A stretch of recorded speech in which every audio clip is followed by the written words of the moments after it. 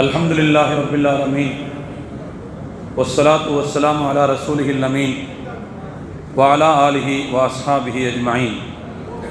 அம்மா பாத். கண்ணியத்திற்குரிய அல்லாஹுவின் நடிகார்களே,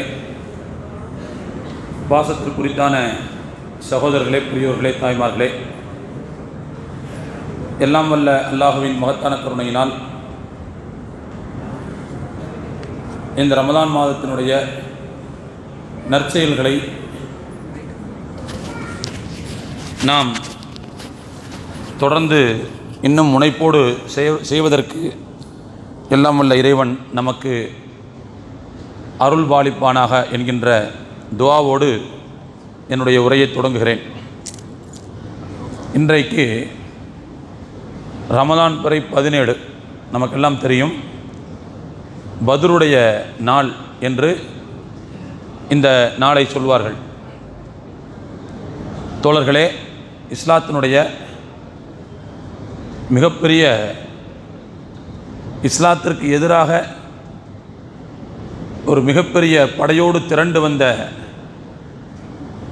எதிரிகளுடைய படையை எந்த விதமான முன் தயாரிப்புகளும் போதிய அளவிற்கு இல்லாமல் போன இடத்தில் எதேச்சையாக மோத வேண்டிய நிலை ஏற்பட்டு அல்லாஹு தாலா இறுதி முடிவை இஸ்லாத்திற்கு சாதகமாக ஆக்கி கொடுத்த ஒரு நாளுடைய நினைவைத்தான் இன்றைய தினம் நாம் சற்று அசைவோடு இருக்கிறோம். சீக்கிரமாக முடிச்சிருவேன் இன்ஷா அல்லாஹ். தோழர்களே, முதலாவது நாம் தெரிந்து கொள்ள வேண்டிய செய்தி, பத்ர் என்பது மக்காவிலிருந்து சுமார் 300 கிலோமீட்டர் தூரத்தில் இருக்கக்கூடிய, மதீனாவிலிருந்து சுமார் 150 கிலோமீட்டர் தூரத்தில் இருக்கக்கூடிய ஒரு பகுதி அது. அன்றைக்கு அந்த பத்ர் என்பது ஒரு பிரபலமான அரபுகள் கூடக்கூடிய ஒரு மார்க்கெட், சந்தை பகுதியாக இருந்தது. பிரபலமான சந்தை பகுதிகளில் அது பத்ர் ஒன்று. அப்படியான ஒரு இடம் அது. தோழர்களே, பெருமானார் ஸல்லல்லாஹு அலைஹி வஸல்லம் அவர்களுக்கு ஒரு செய்தி ஒன்று கிடைக்கிறது. என்ன செய்தி அப்படின்னா, மக்காவாசிகள் தங்களுடைய பொருளாதாரத்தை முதலீடு செய்து அபூ சுஃபியானுடைய தலைமையிலே அந்த முதலீடுகளை வணிக குழுக்களின் வாயிலாக சிரியாவுக்கு அனுப்பி அங்கே வணிகத்தில் ஈடுபட்டு அந்த லாபத்தை எடுத்துக்கொண்டு அவர் திரும்ப வருகிறார்.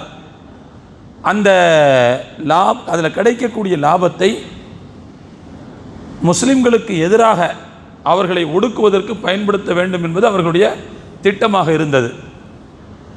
அப்போ எனவே எந்த பொருளாதாரத்தை முஸ்லிம்களை ஒடுக்குவதற்கும் முடக்குவதற்கும் பயன்படுத்த அவர்கள் திட்டமிட்டிருக்கிறார்களோ அந்த பொருளாதாரத்தை முதலாவது நாம் முடக்கிவிட்டால் அவங்களுடைய எதிர்ப்பை முறியடிக்க முடியும் அப்படிங்கிற ஒரு கண்ணோட்டத்தோட பெருமானார் ஸல்லல்லாஹு அலைஹி வஸல்லம் அவர்கள் அந்த வணிக குழுவை வழிமறித்து அவர்களை முறியடிப்பதற்காக நினைக்கிறார்கள்.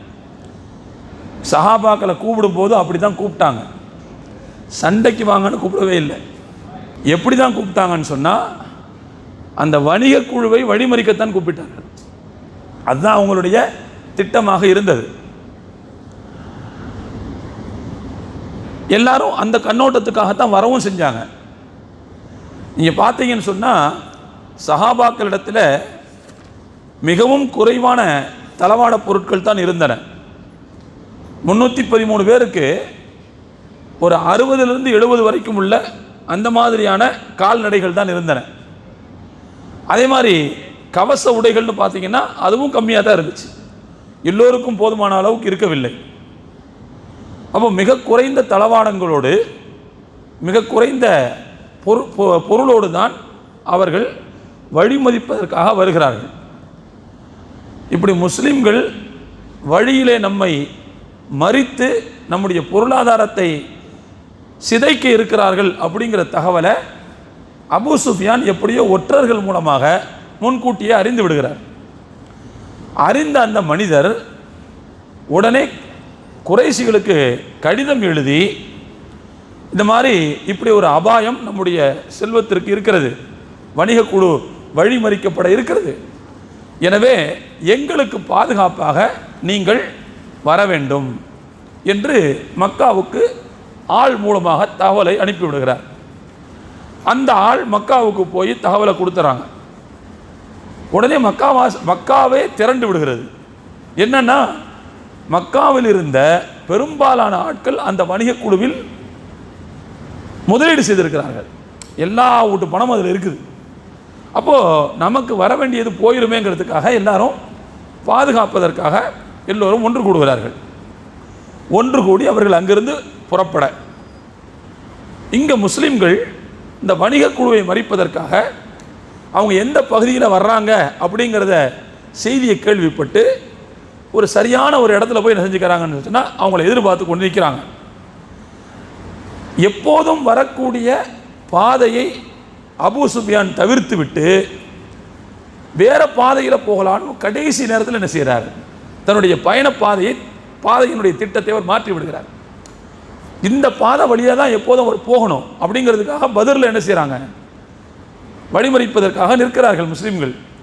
ஆனால் அவர் கடைசி நேரத்தில் பயண திட்டத்தை மாற்றி கடலோர பகுதியாக போக வேண்டும் என்று முடிவு செய்து அந்த பாதையில் போய்விடுகிறார்கள்.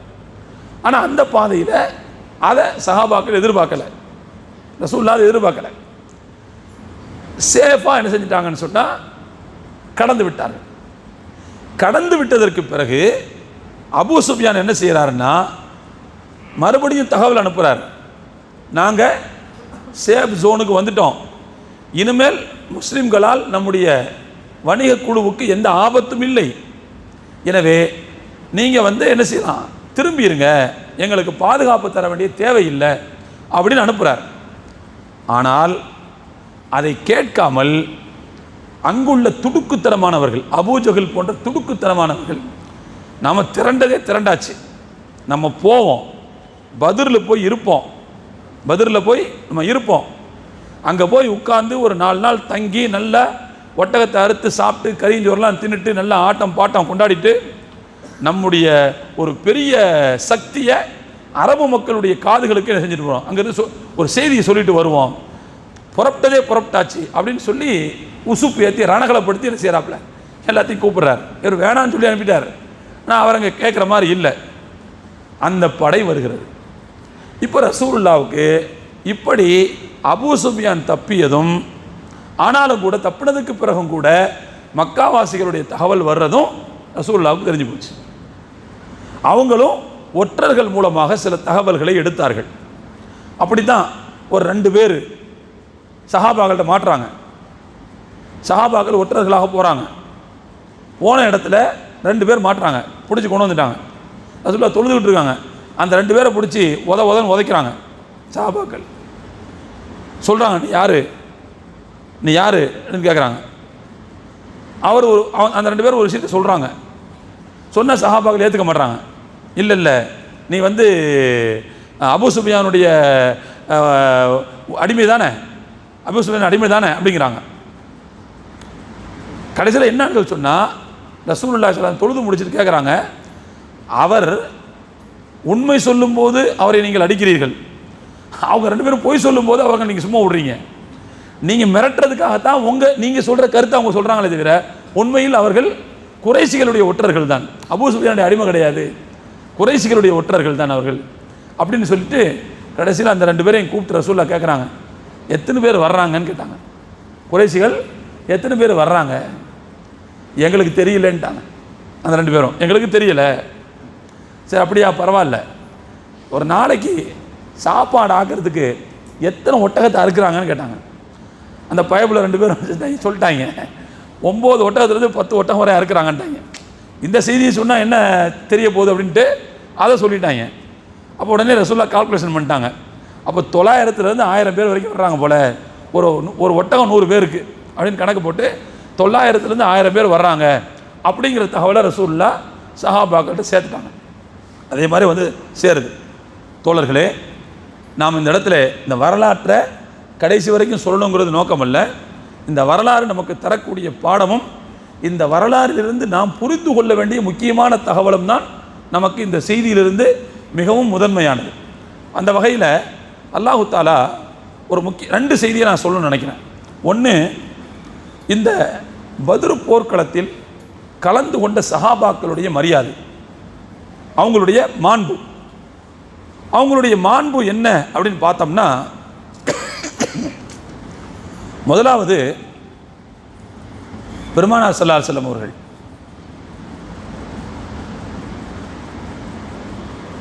ஒரு தடவை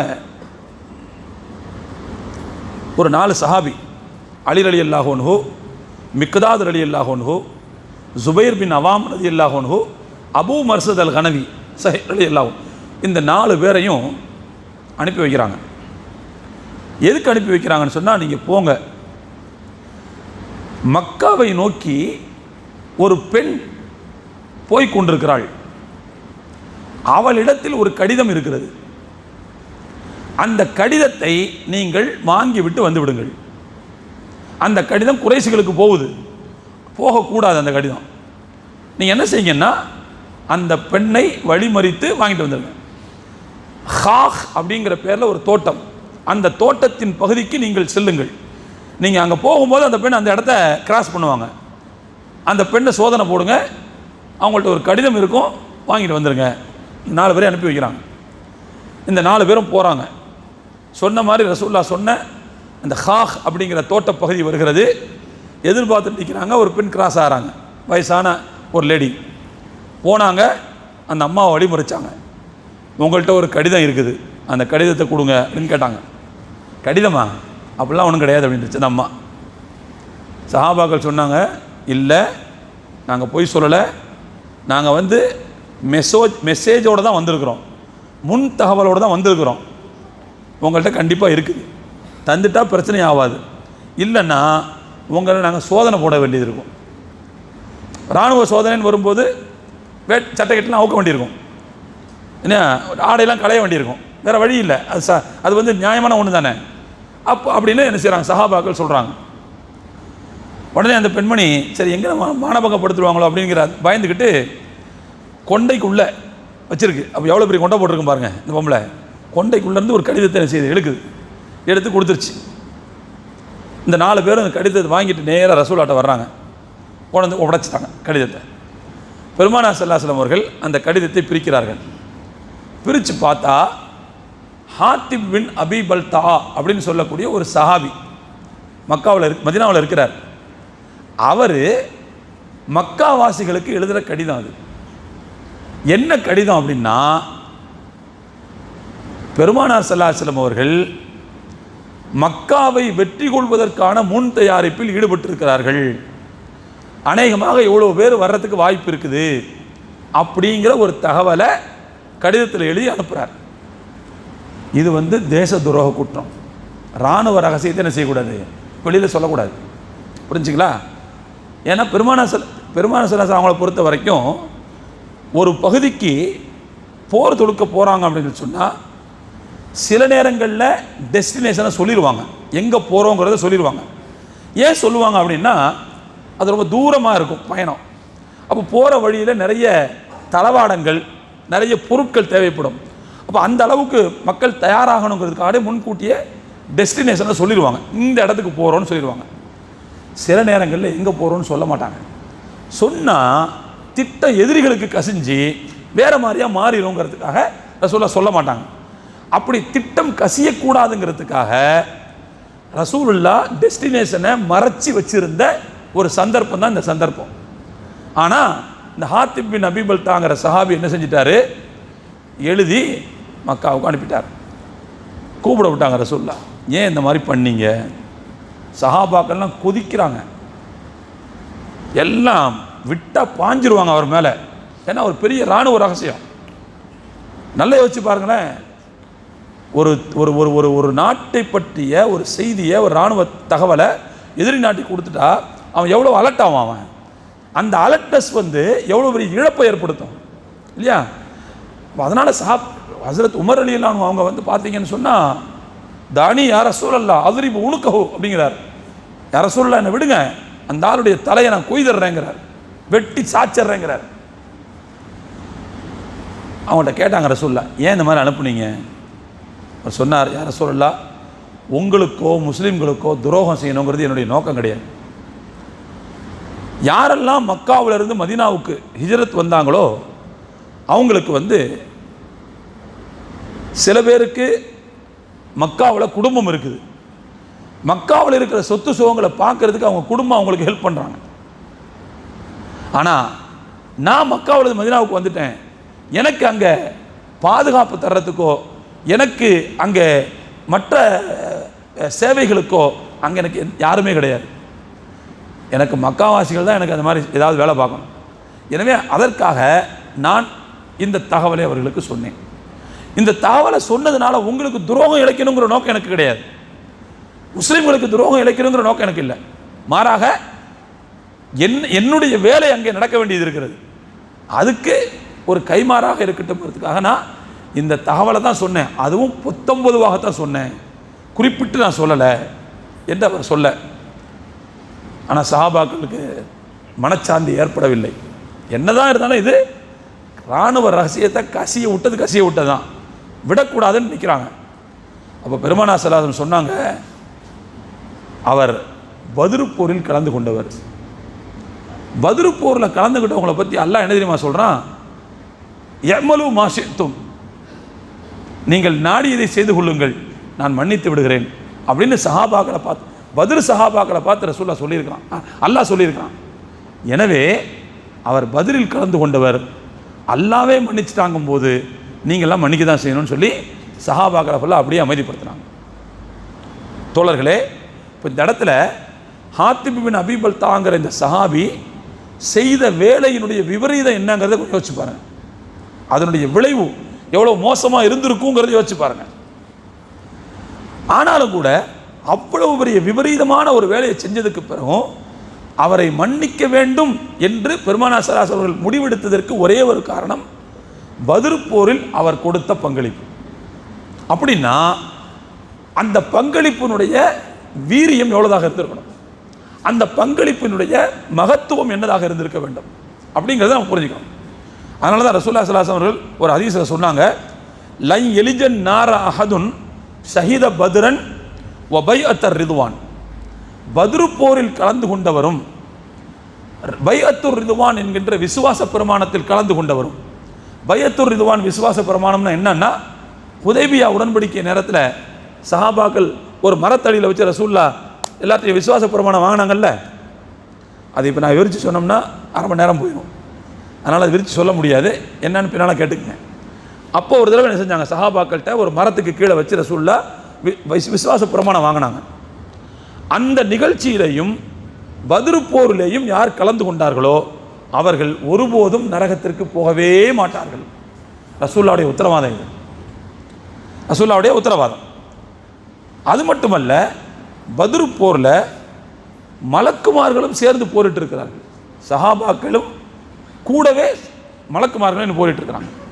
சில சஹாபி சொல்கிறாங்க, நான் ஒரு எதிரியை நோக்கி என்னுடைய வாளை செலுத்தினேன், அவன் கழுத்துக்கிட்ட தான் போச்சு என் வாள், அவன் மேலே படலை, ஆனால் கழுத்து துண்டா உழுது. எப்படி? கண்டிப்பாக அது ஒரு மலக்கினுடைய வாளுக்கு இரையாகி இருக்கிறார்னு அர்த்தம். சஹாபாக்கள் நேரடியாக அதை பார்த்தார்கள். மலக்குமார்கள் அவங்களுடைய உருவத்தில் பார்க்கலையே தவிர, ஆனால் அவங்க நின்று போராடியதற்கான அறிகுறிகளை என்ன செஞ்சாங்க, சஹாபாக்கள் பார்த்தார்கள் என்று நாம் பார்க்கிறோம். அதான் ஒரு தடவை ரசூலுல்லாஹி ஸல்லல்லாஹு அலைஹி வஸல்லம் அவங்கள்ட்ட ஜிப்ரீல் அலைஹிஸ்ஸலாம் அவங்க வந்தாங்க, வந்து கேட்டாங்க, யா ரசூலல்லாஹ், பத்ரு போரில் கலந்து கொண்ட சஹாபாக்களை நீங்கள் எப்படி கருதுகிறீர்கள்? அவங்களுடைய மரியாதை, அவங்களுடைய மகத்துவம், அவங்களுடைய உன்னதம், அதை பற்றி உங்களுடைய கருத்து என்ன என்று கேட்கும்போது சொன்னாங்க ரசூலுல்லாஹ், மின் அஃதலில் முஸ்லிமீன், முஸ்லிம்கள்லேயே ஆகச் சிறந்த மக்கள் யார் தான்? பத்ரு போரில் கலந்துக்கிட்டவங்க தான் அப்படின்னு ரசூலுல்லாஹ் சொன்னாங்க. அப்போது ஜிப்ரீல் அலைஹிஸ்ஸலாம் சொன்னாங்களாம், எப்படி மனிதர்களில் முஸ்லிம்களில் மிகச் சிறந்தவர்கள் பத்ரில் கலந்து கொண்டவங்களோ அதுபோல மலக்குமார்களில் மிகச் சிறந்த மலக்குமார்கள் பத்ரில் சண்டையிட வந்த மலக்குமார்கள் அப்படின்னு ஜிப்ரீல் அலைஹிஸ்ஸலாம் சொன்னாங்க. அப்போது இந்த அளவுக்கு சிறப்பு ஏன் அதற்கு என்று சொன்னால், தோழர்களே, ஒரு நெருக்கடியான காலகட்டத்தில் அவர்கள் தங்களுடைய பங்களிப்பை கொடுத்தவர்கள் அப்படிங்கிறத நாம் என்ன செய்யணும், புரிந்து கொள்ள கிடைக்கும். நான் முதலே சொன்ன மாதிரி வந்த சஹாபாக்கள் சண்டை போடணுங்கிற நோக்கத்தில் வரவே இல்லை, சண்டை போடணுங்கிற நோக்கத்தில் வரலை. வணிக குழுவை வழிமறித்து அவர்களுடைய பொருளாதார முதுகெலும்பை உடைப்பது தான் அவங்களுடைய நோக்கமாக இருந்துச்சு. ஆனால் வந்ததுக்கு பிறகுதான் குறைஷி படை திரண்டு வருகிறதுங்கிற தகவல் வந்துருச்சு. வேற வழி இல்லாமல் இப்போ திரும்பி போக முடியாது. திரும்பி போனால் என்ன ஆகும்னா, இந்த படை மதீனாவுக்கு வந்து ஏறி அடிக்கும், அது மிகப்பெரிய பிரச்சனையை உண்டாக்கும். அப்போ எனவே கண்டிப்பாக எதிர்த்து நின்றாக வேண்டிய கட்டாயம். ஆனால் எதிர்த்து நிற்பதற்கு தேவையான தளவாடங்களோடு அவர்கள் வரவில்லை, கவசங்களோடு வரவில்லை, அதற்கு தேவையான வாட்களோடு வரவில்லை, அதற்கு தேவையான வசதிகளோடு வரவில்லை. வந்த இடத்துல தான் ரசூல், அதனால தான் திரும்ப திரும்ப சஹாபாக்கிட்ட ரசூல் ஆலோசனை கேட்டாங்க. முஹாஜிர் சஹாபாக்கெல்லாம் பரவாயில்லை, உயிர் தானே, அல்லாவுக்காக தானே, கொடுத்துடலாம் இப்படி சொல்லிக்கிட்டே இருந்தாங்க. ஆனால் ரசூலுல்லாஹி ஸல்லல்லாஹு அலைஹி வஸல்லம் அவங்களுக்கு வந்து திருப்தி ஏற்படலை. அவங்க வேற ஒருத்தர்கிட்ட பதில் எதிர்பார்த்துட்டு இருந்தாங்க, அன்சாரிகள்கிட்ட பதில் எதிர்பார்த்துட்டு இருந்தாங்க. அன்சாரிகளும் கடைசியில் சொன்னாங்க, யார சொல்லலாம், பிரச்சனையே இல்லை, உங்களுக்காக நாங்கள் எங்களுடைய ஊரையே கொடுப்போம் என்று சொல்லிவிட்டோம், உயிரை கூட கொடுப்போம் என்று சொல்லிவிட்டோம். நீங்கள் இந்த கடலை காட்டி இங்கே குதியுங்கள் என்று சொன்னால் அதற்கும் நாங்கள் தயார்.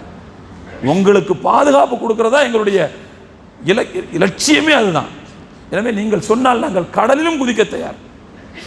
அந்த நேரத்தில் பெருமானார் ஸல்லல்லாஹு அலைஹி வஸல்லம் அவர்களுக்கு ஏற்பட்ட மகிழ்ச்சிக்கு அளவே இல்லை. மூசா நபி இஸ்ரவேலர்களை அழைச்சிக்கிட்டு தான் அந்த கானான் தேசத்திற்கு போனார். கானான் தேசம்ங்கிறது இன்றைக்குள்ள பலஸ்தீன், அதுக்குள்ளே போகணும்.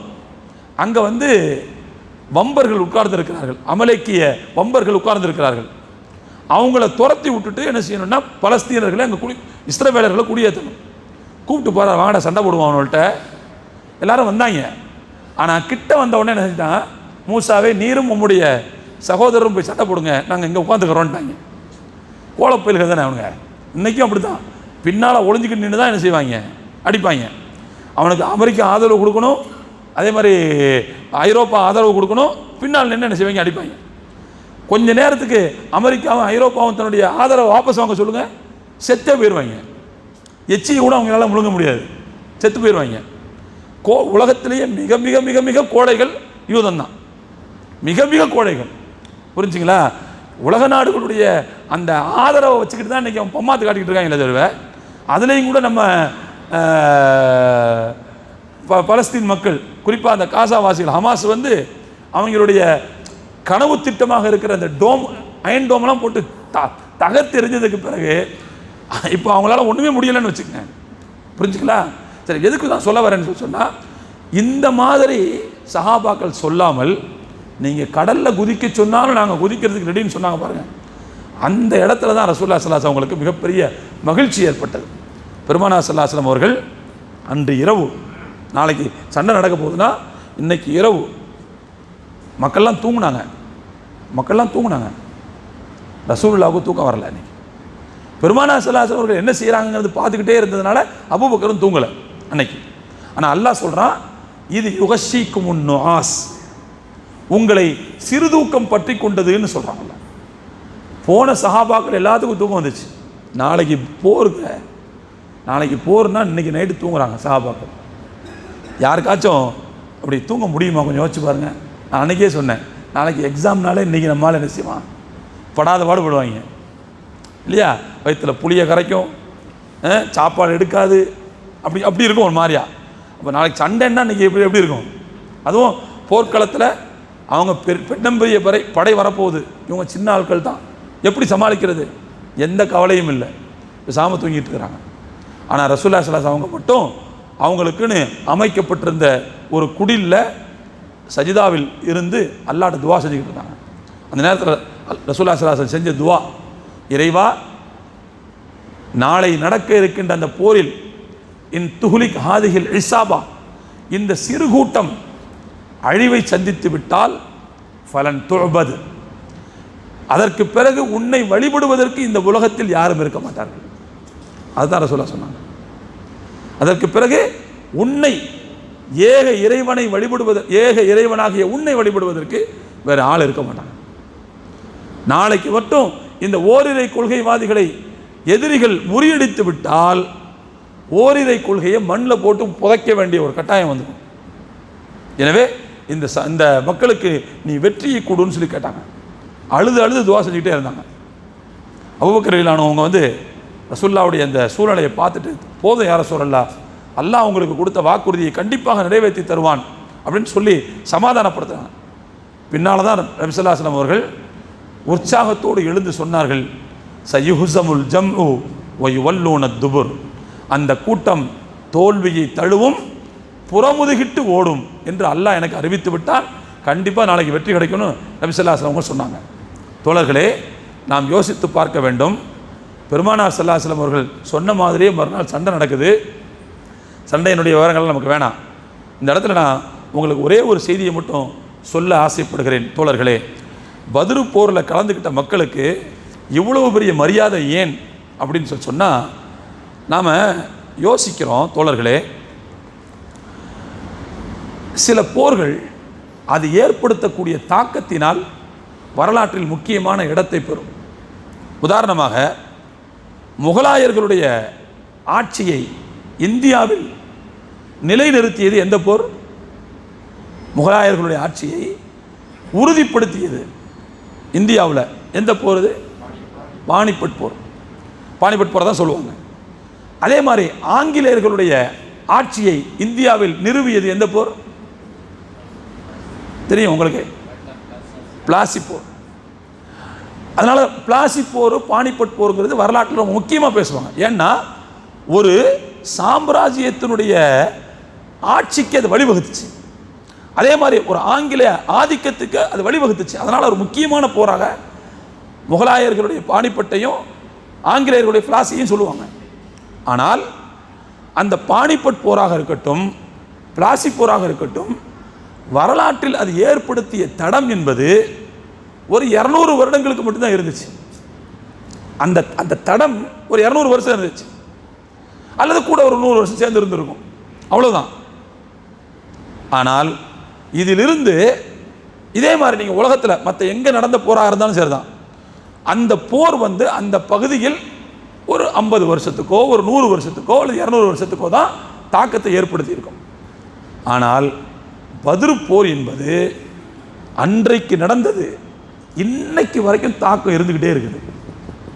அந்த தாக்கம் இன்றைக்கு நீங்களும் நானும் தொப்பி போட்டு உட்கார்ந்துருக்கிறோம்னா, நம்ம ஜென்ரேஷனுக்கு பிறகு அடுத்த ஜென்ரேஷன் தொப்பி போட்டு பள்ளிவாசலை தொலை போகுதுன்னா, குரானை ஓத போகுதுன்னா, மதரசாவில் ஓத போகுதுன்னா, ஆலிம்கள் வெளியாக போகிறாங்கன்னா, இது எதனுடைய தாக்கம்? பத்ரு போருடைய தாக்கம். அன்னைக்கு மட்டும் அவங்க அதெல்லாம் முடியாதுங்க, 1000 பேர் எப்படிங்க 300 பேர் சரியாக வரும், அதெல்லாம் வேணாம், வாங்க நம்ம போய் தயாராகிட்டு திரும்ப வரலாம் அப்படின்னு மாற்றி பேசியிருந்தாங்கன்னு வச்சுக்கோங்க, வரலாற்றில் வேறு விதமாக போயிருக்கும். அன்னைக்கு உலகத்தினுடைய மேப்பை வித்தியாசமாக ஆக்கினதே அந்த பத்ரு போர் தான். தோழர்களே, அந்த பத்ரு போரில் அல்லாஹு தஆலா அவர்களுக்கு கொடுத்த அந்த வெற்றி தான் உலகத்தினுடைய வரைபடங்களில் பச்சை நிறம் அப்படியே அதிகரித்து கொண்டே போனது.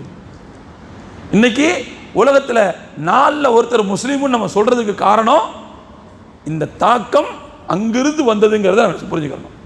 உலகத்தில் 1450 ஆண்டுகளுக்கு பிறகும் ஒரு போருடைய தாக்கம் தொடர்ந்து இருந்து கொண்டே இருக்கிறதுன்னு சொன்னால் அதை கண்டிப்பாக பத்ரு போரை தவிர வேறு எதையுமே சொல்ல முடியாது.